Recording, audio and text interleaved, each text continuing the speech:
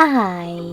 In front of me is Motorola Moto E22i, and today I would like to show you how you can manage apps permissions. First of all, go into Devices Settings and scroll down to Access Privacy. Now click on Permission Manager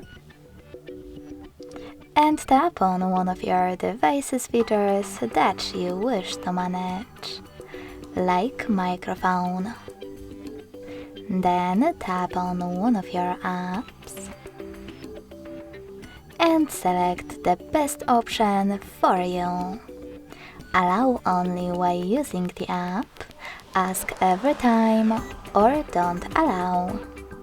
I will go with the first one, so when I tap and go back, I can see that TikTok app just gained access to my device's microphone if I'm using it.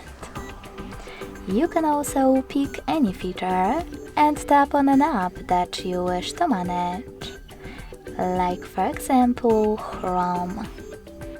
Then, instead of selecting one of those options, tap on See All Permissions at the bottom and manage all of those only for chosen app the same way. Thanks so much for watching. If you enjoyed this video, smash that like button, comment and subscribe. Bye!